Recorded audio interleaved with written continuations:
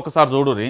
ఎందుకంటే ఈ ఫోటోను బేస్ చేసుకునే ఈ రాష్ట్ర రాజకీయాలలో ఏం జరుగుతుంది అనేది చెప్పడానికి ఆస్కారం ఉంటుంది.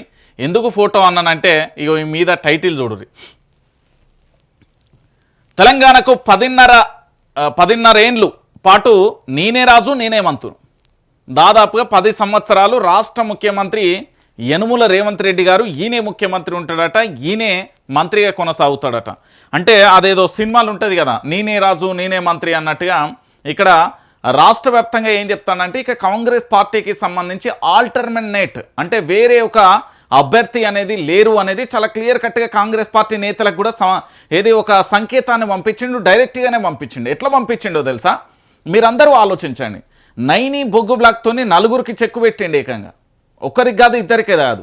ఇటు ఏకంగా ఎవరు మన బట్టి విక్రమార్కకు, మంత్రి కోమటిరెడ్డికి, దాంతోపాటుగా మరో 2 అధికారులు అప్కమింగ్ ఏంది పొలిటీషియన్ కావాలనుకున్న వాళ్ళకు కూడా చెక్ పెట్టే ప్రయత్నం చేసిండు.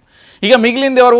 నేనే నెంబర్ 2 అనుకున్న పొంగులేటి ఆల్రెడీ వివాదాలకు కేర్ ఆఫ్ అడ్రస్గా మారిపోవడంతో పాటు అటు భూ కుంభకోణంలో వాళ్ళ కొడుకుకు సంబంధించి అదేంది వాచ్లకు సంబంధించి ఆ తర్వాత ఈడీ దర్యాప్తు అన్నింటిలో కూడా ఆయన అష్టదిగ్బంధనం అయిపోయిన పరిస్థితి కనబడింది. కాబట్టి ఇప్పుడు ఆయన ఏమీ చేయలేని పరిస్థితులలో ఉన్నాడు. సో మొత్తానికి ఏం జరుగుతుంది అంటే రాష్ట్రానికి సంబంధించి ఆల్టర్నేట్ ఎవరు లేరు, నేనే అనే విధంగా ముఖ్యమంత్రి గారు ప్రాజెక్ట్ అంటే బయటి ప్రపంచానికి తెలియజేసే ప్రయత్నం చేశారు. ఇక్కడ పూర్తి స్థాయిలో కూడా జరిగే ఎపిసోడ్ ఇదే అండి. ఎందుకంటే ఎన్టీఆర్ జాతీయ సొత్తు భారతరత్నకు ప్రతిపాదిస్తాం, అమీర్పేటలో విగ్రహం పెడతాం. ఇక అమీర్పేట ఎందుకు? మీ ఇంటికానే పెట్టుర్రి. ఎన్టీఆర్ విగ్రహం రేవంత్ రెడ్డి ఇంటికానే పెట్టమన్నాం.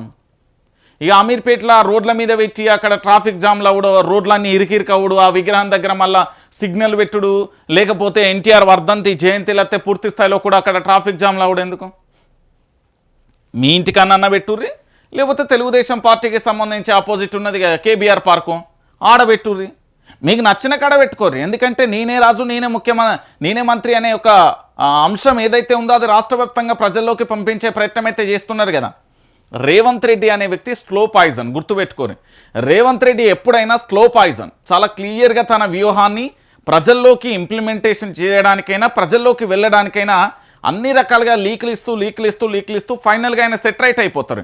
ఇప్పుడు ముఖ్యమంత్రిగా ఆయన సెట్ రైట్ అవ్వడానికి కూడా కారణం అదే.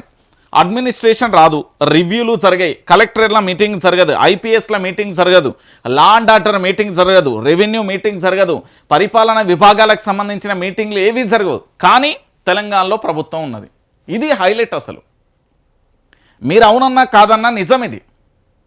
ఒక విద్యాశాఖ మంత్రిగా ఇప్పటి వరకు ఒక రెవెన్యూ మీటింగ్ చూసిల్లా? పోలీస్ శాఖకు సంబంధించి రాష్ట్ర హోంమంత్రిగా రెవెన్యూ మీటింగ్లు ఎక్కడన్నా చూసిల్లా? దాంతోపాటు మున్సిపల్ శాఖ మంత్రిగా మీటింగ్లు ఎక్కడన్నా చూసిరా? ముఖ్యమంత్రి హోదాలో రాష్ట్ర కేబినెట్ కాదు, రాష్ట్రానికి సంబంధించిన అధికారులందరితో ఎక్కడైనా మీటింగ్ చూసిరా? అడ్మినిస్ట్రేషన్లో పూర్తి స్థాయిలో ఆరితేరిన హీరో కాదు, కానీ ప్రభుత్వాన్ని మాత్రం నడిపిస్తున్నాడు. ఒంటి చేతితో ప్రభుత్వాన్ని అయితే నడిపిస్తున్న హీరో. మ్యానిపులేట్ చేస్తారా, టాపిక్ డైవర్షన్ చేస్తారా, ఇంకోటి చేస్తాడా సెకండరీ. మొత్తానికి మాత్రం తన యొక్క కుర్చీని కాపాడడంతో పాటు తన కుర్చీకి ఎసరు పెట్టిన వాళ్ళందరినీ కూడా కూకటి వేళ్లతో పక్కకు జరిపే ప్రయత్నం చేసిండు. 62సారి ఢిల్లీకి వెళ్ళి 62 సార్లు ఫిర్యాదులు చేసిండు. ఫైనల్గా ఆయన ఫిర్యాదులు ఫైనల్ అయిపోయినాయి. ఇక తెలంగాణలో తనకెవరో సాటి లేరు, కాంగ్రెస్ పార్టీలో తానే మొత్తం అన్నీ తానే వ్యవహరిస్తున్న పరిస్థితి కనబడుతుంది. ఇది ఏంది అంటే నేనే రాజు నేనే మంత్రి అంటే ఇది తెలంగాణ రాష్ట్ర వ్యాప్తంగా అనుకునేటోళ్ళు లేదు. కేవలం కాంగ్రెస్ పార్టీకి మాత్రమే రాజు, కాంగ్రెస్ పార్టీకి మాత్రమే మంత్రి, కాంగ్రెస్ పార్టీకి సంబంధించి ఈ ముచ్చట. 10.5 ఏళ్ళు అంటే ఇప్పుడు 5 ఏళ్ళు ఎట్లా ముఖ్యమంత్రిగా కొనసాగుతాడు, మళ్ళీ 5 ఏళ్ళు కాంగ్రెస్ పార్టీ అధ్యక్షుడిగా కొనసాగుతాడు. తెలంగాణ ప్రాంత ప్రజలు మళ్ళీ స్వాగతించి బొట్టు పెట్టి హారతులు ఇచ్చి రావయ్యా నువ్వే సీఎం కుర్చీలో కూర్చోబెడతాం, బంగారు పల్లెంని చేతిలో పెడతాం, లేకపోతే నువ్వు సీఎం అయిన వెంటనే ఇక్కడ బంగారు పల్లెం కాదు మొత్తం కుండలే ఉన్నాయని చెప్పడానికి, ఫిలాసఫీలు డైలాగులు చెప్పడానికి ఇక్కడ ఏమీ లేదు. ఇక తెలంగాణ ప్రాంత ప్రజలకు సంబంధించి పూర్తి స్థాయిలో కూడా జరిగిన ఎపిసోడ్ ఇదే. సో మొత్తానికి ఇక్కడ జరిగే అంశం ఏంటంటే తెలంగాణ ప్రాంత ప్రజలందరూ కూడా ఆలోచించాల్సిన విషయం ఏంటంటే ఆంధ్ర పెత్తందారి వ్యవస్థకు సంబంధించి పూర్తి స్థాయిలో ఒక్కొక్కటిగా తన ప్రయత్నం తాను చేస్తున్న పరిస్థితి కనబడతాను. సో ఎక్కడ చూసినా కూడా ఎన్టీఆర్కు సంబంధించి కానీ లేకపోతే ఆంధ్రప్రదేశ్కు సంబంధించిన తెలుగుదేశం పార్టీ పాత దోస్తులకు సంబంధించి లేదా నారా చంద్రబాబు నాయుడు గారి ఆదేశాల మేరకు మాత్రమే మన ముఖ్యమంత్రి పనిచేస్తాడు. అంతకు మించి ఏమీ ఉండని పరిస్థితి కనబడుతుంది. ఎందుకంటే తెలంగాణలో జరుగుతున్న ఒక్కొక్క అంశం